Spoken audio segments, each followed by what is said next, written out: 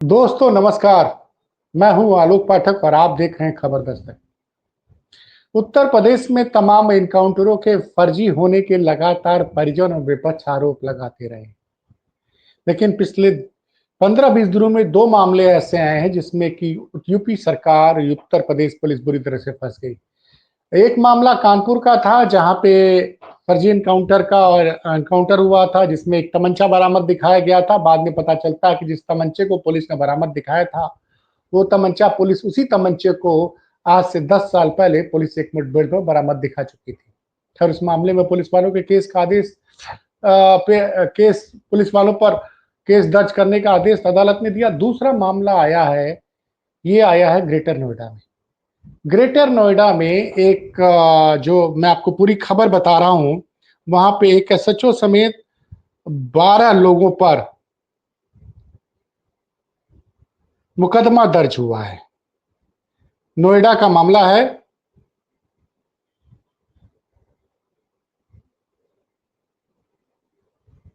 जेवर थाने का मामला है। जेवर थाने का मामला है जिसमें पूर्व एसओ समेत 12 पुलिस कर्मियों के खिलाफ फर्जी मुठभेड़ का मुकदमा दर्ज करने का आदेश वहां की अदालत ने दिया है। पूरी कहानी यह है कि एक मथुरा के रहने वाले सोमेश जी थे, माफ कीजिएगा, मथुरा के रहने वाले तरुण गौतम का आरोप था कि 4 सितंबर 2022 को उनके घर के पास दो बिना नंबर की गाड़ियां आती हैं। उसमें से कुछ पुलिस वाले सादी वर्दी में उतरते हैं, उनके पुत्र के बारे में पूछते हैं। तो वो उनके पुत्र सोमेश के बारे में बताते मेरा बेटा जो है, तरुण जी बताते कि मेरा बेटा जो है बीटेक कर रहा है कोटा से और फिलहाल कोचिंग करने के लिए दिल्ली में है। तो पुलिस वाले उनके घर की तलाशी लेते हैं और उनको गाड़ी में लाद कर लेके चले जाते हैं उस जगह पे जहां पे उनका बेटा दिल्ली में रहता था, और वहां से उनके बेटे को गिरफ्तार किया जाता है। उसके बाद वो लेके जाते हैं थाने में, मारपीट करते हैं और अगले दिन रात को उसको मुठभेड़ में घायल दिखा देते हैं। ऐसा तरुण गौतम का दावा है कि उनको भी पुलिस फंसा रही थी, लेकिन 1 लाख रुपए का लेके पुलिस उनको छोड़ दिया था। उसके बाद से लगातार वो अपने बेटे की बेगुनाही साबित करने के लिए सबूत ढूंढते रहे और उनको एक वीडियो मिल गया, जिस वीडियो में ये दिख रहा था कि कैसे दिल्ली में पुलिस ने उनके लड़के को उनके घर से उठाया था, उसके घर से। ये वीडियो साक्ष्य उन्होंने इकट्ठा कर लिया। इस साक्ष्य को लेकर वो चले गए नोएडा कोर्ट में और वहां सीजीएम के यहाँ पूरे तथ्य रखे उन्होंने कि साहब ये देखिए, ये फर्जी मुठभेड़ थी, मेरे बेटे को दिल्ली में घर से पुलिस ने उठाया है, ये वीडियो सच है। ये वीडियो सच को देखने के बाद सीजीएम ने, ग्रेटर नोएडा सीजीएम ने पुलिस के खिलाफ, जिसमें कि जेवर थाने के एसएचओ, तत्कालीन एसएचओ और 12 पुलिस कर्मियों के खिलाफ फर्जी मुठभेड़ का मुकदमा दर्ज करने का आदेश दिया। और यह आदेश जानते कब हुआ था? 25 फरवरी को। क्योंकि मुकदमा दर्ज होना था एक पुलिस के एसएचओ के ऊपर, इसलिए इसमें पुलिस कमिश्नर की अनुमति मिलनी जरूरी थी। तो पुलिस कमिश्नर की अनुमति मिल गई, उसके बाद ये मुकदमा दर्ज हुआ है। अब इस घटना के बाद से पूरे उत्तर प्रदेश में लगातार जो सवाल उठ रहे हैं कि फर्जी मुठभेड़ हो जा रही है, अपराधियों को उठा लिया जा रहा है, पकड़ लिया जा रहा है, उसके बाद ले जाके उसको कहीं मार के दिखा दिया जाता है। ये तमाम आरोप लगे थे। आपको याद होगा कि सुल्तानपुर में एक बड़ी डकैती हुई थी, जिसमें एक एनकाउंटर का बड़ा बवाल बचा था जब मंगेश यादव की जान ले ली गई थी। जौनपुर का रहने वाला मंगेश यादव था, उस पर बड़ा बवाल हुआ। तो उसके बाद कुछ दिन बाद एक दूसरी घटना में शामिल एक दूसरे राजपूत अपराधी को भी मार दिया था। तो इस पर अखिलेश यादव ने कहा था कि एक फर्जी एनकाउंटर में चूंकि एक यादव मारा गया है, उसको छुपाने के लिए एक राजपूत को भी फर्जी एनकाउंटर में पुलिस ने मार दिया। लगातार ये आरोप लगाया था अखिलेश यादव ने। इस मामले में मंगेश के परिजन जौनपुर में मुकदमा लड़ रहे हैं और वो भी इसमें भी कोर्ट में वो जा चुके हैं। तो एक गंभीर आरोप लगे, इससे उत्तर प्रदेश की पुलिस के एनकाउंटर नीति पर सवाल उठ रहे हैं।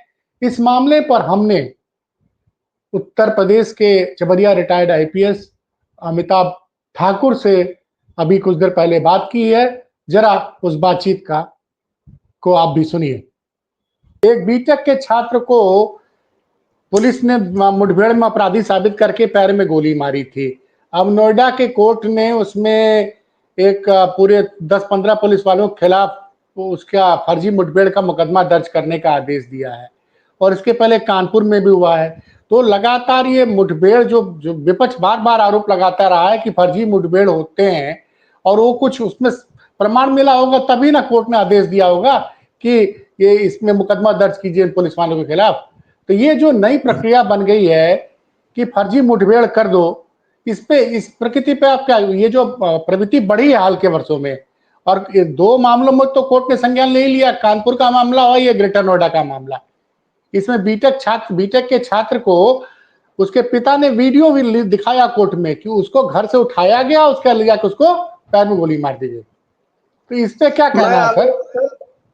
मैं इस पर बहुत कुछ कहना चाहूंगा और मैं समझता हूं कि ये सारी बुनियाद, जैसे छलावे का एक बिंदु मैंने आपको दिखाया कैसे कुप्रचार, दुष्प्रचार या फर्जी तथ्यों के आधार पर प्रचार की स्थितियां बनी, जो हमने कहा। यह दूसरा, क्योंकि जिस योगी मॉडल, बात वहीं आके फंस जा रही है। आप चाह रहे हैं कि एक योगी मॉडल पे विश्व को विश्वास हो जाए, यूपी को हो जाए, हिंदुस्तान को। और यूपी वो योगी मॉडल क्या है?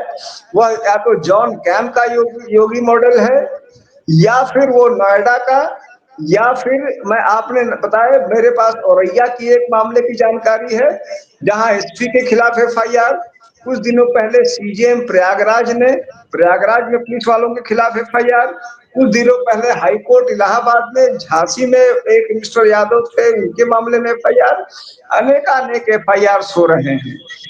अब आपको भी याद होगा, आप भी याद करेंगे, हमारे जो एक डीजी रहे हैं, जिनको अच्छा डीजी में से माना जाता रहा हमेशा, निर्विवादित रूप से वो श्रेष्ठ डीजीओ में माने गए, सुलखान सिंह, उन्होंने एक बात कही थी, कई लोगों ने उसको बुरा कहा, और जो लोग जैसे खास करके जो भारतीय जनता पार्टी से लगाव रखते हैं, उन्होंने उनको काफी भला बुरा कहा, कोसा। लेकिन उन्होंने बात सही कही कि आज जो पुलिस वाले उछल उछल के सरकार के साथ जा रहे हैं, कल को जेल के बैरकों में अकेले मिलेंगे। उस तन्हाई में वो याद करेंगे कि उन्होंने क्या कुकृत्य जाने अनजाने कर दिया। मैं आपके माध्यम से फिर कहना चाहूंगा कि यह किसी से नहीं छिपा हुआ है कि वर्ष 2017 में श्री आदित्यनाथ के आने के बाद उनके इस योगी मॉडल, जो भी इसका मतलब हो, कि एक प्रकार से मैं कहूं तीव्र लिप्सा ने, इस एक दिमागी योगी मॉडल की तीव्र लिप्सा ने उनको पुलिस के माध्यम से जिस प्रकार से कृत्य करवाए जा रहे हैं, सुप्रीम कोर्ट में आप देख रहे हैं, योगी मॉडल का एक दूसरा उदाहरण है जो आप देख रहे हैं, जो वहां पर बुलडोजर वाला मामला कहा जा रहा है, घर गिरा रहे हो। एक मॉडल यह है कि तो यह फर्जी के आधार पे आधारित मॉडल नहीं चल पाएगा। यह उसी फर्जी पने का एक और एक्सटेंशन है, दुखद है। अब किसी जवान लड़के को उठा के पांव में गोली मार दीजिए। मैं जेल में 7 महीने रहा, मैंने कई लोगों को लंगड़ाते आते देखा। उसमें कोई रिक्शा वाला था, कोई खोमचे वाला था, कोई गरीब आदमी था, कोई स्टूडेंट था। कितनों को आपने अपाहिज कर दिया अपने इस योगी मॉडल के लिए। लेकिन ये सवाल ये उठता है कि 22 साल का लड़का है, उसको फर्जी इनकाउंटर में अब एफआईआर हो गया, पता नहीं कब तक जांच चलेगी इस सिस्टम में। तो लेकिन सर फर्जी इनकाउंटर पहले भी होते रहे हैं, ऐसा नहीं है कि योगी आदित्यनाथ के बाद हो सकता है कि उसमें कुछ संख्या की वृद्धि हुई है, क्योंकि कई लोग आज की डेट में जो 20 साल 25 साल 30 साल पुराने केस में सजा होती है और वो लोग जेल में है। जैसे बरेली में सुलखान सिंह जी ने तो डाटा बताया था कि 250 से ज्यादा पुलिसकर्मी विभिन्न जेलों में फर्जी इनकाउंटर के मामले में जेल में बंद है। अब सवाल ये उठता है कि एक लड़के का 22 साल का लड़का जिसको अपने पैर में गोली मार दी, फर्जी एनकाउंटर, अब वो पुलिस ने कहा केस का दर्ज कीजिए, कोर्ट माफ कीजिए कोर्ट ने कहा, उस लड़के का तो करियर चौपट हो गया। सब कुछ आपने कहा, कुछ लोगों का करियर चौपट हुआ, कुछ को जिंदगी चौपट हुई, कुछ लोगों को तो मार डाला गया। हर तरह का है ये तो। हाफ एनकाउंटर समझ लिए, फिर भी जिंदगी छोड़ दी। कईयों के फुल एनकाउंटर कर दिए, और कई एनकाउंटर पैसे नहीं मिलने पर कर दिए गए। इतनात को इसमें बरी नहीं किया जा सकता है, क्योंकि बहुत कुछ मैंने अपने अनुभव से देखा।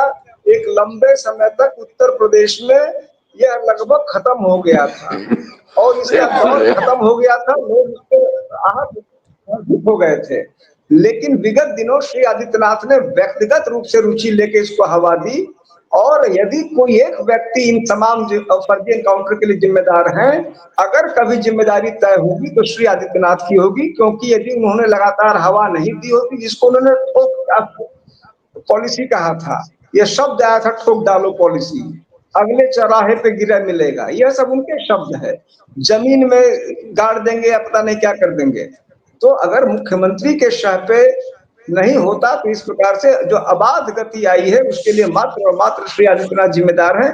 और ये सब की आह कहीं ना कहीं ईश्वर, मैं समझता हूँ, बहुत ही दुखद है, कष्टप्रद है, लेकिन इससे मैं आपके माध्यम से प्रार्थना करूंगा इससे बचे, क्योंकि अपने एक छद्म मॉडल के लिए जिस प्रकार से युवाओं की हत्या और उनके उनके साथ जान से खिलवाड़ किया जा रहा है, वह बहुत ही दुखद है। आपराधिक कृत्य तो ही है, लेकिन उसमें निर्ममता, निष्ठुरता बहुत ज्यादा है।